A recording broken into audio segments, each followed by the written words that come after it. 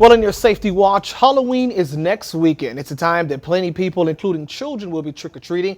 But parents, before your kids take to the streets, make sure they know some self-defense techniques. And if you're trying to figure out how to do that, we have a special guest for you. Lance Adams, founder with Warrior Warehouse, is here out of Columbia. Good morning, Lance. How are you today? I'm good, Friendly. How you doing? I'm good. I know it's bright and early, but thank you for coming. Anyway, important information. We know Halloween is next weekend, but you wanted to get the start on this pretty much early.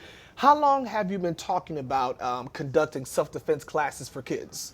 We've been doing this class, the escape class, now for at least about 3 years. Okay.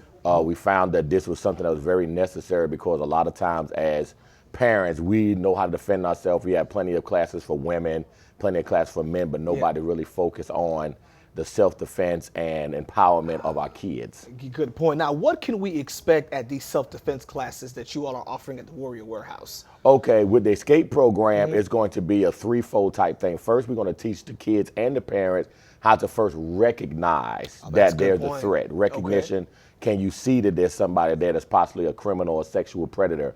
Then after that, you're going to learn the actual self-defense portion, that if you have to fight, what do you do? How do a young child defend themselves against a grown man or a grown woman that's trying to accost them? And then, of course, the escape process. How to be able to recognize, how to be able to fight back if you have to, and more importantly, how do you escape and make it to an adult so you can report what's happened to you? You know, it's pretty sad that we have to think about issues like this, and especially being a parent as myself, you know, you have to worry about now not only you knowing skills, but making sure your kids also know skills. That's as well. correct. You know, in your day job, you are also a law enforcement for a local law enforcement agency. That's correct. Here.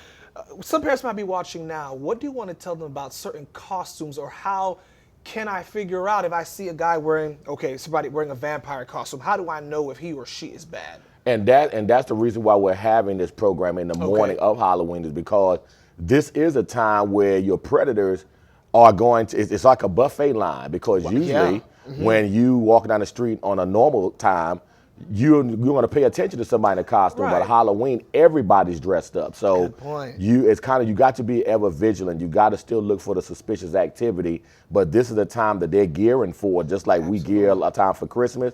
This is their Christmas. So they're dressed up. Kids going to be trusting because they're giving out candy. They're wearing that vampire costume, wearing that that Ninja Turtles or Power Ranger costume. So they're more apt to go to them. It only take 2 seconds to turn your back, and you done brought your kid from home. Now your child is going home with someone else who you don't want them to. Wow, you know, really quick, we only have 10 seconds left. Okay, we're talking, this is next Saturday, Halloween morning, correct? That's correct. Halloween morning from 10 a.m. to 1 p.m. at the Warrior Warehouse. Okay, all right. Lance, thank you so much for being here this morning. Really do appreciate some great information there. All right, folks, stay with us. There's more Good Day Columbia coming up after the break.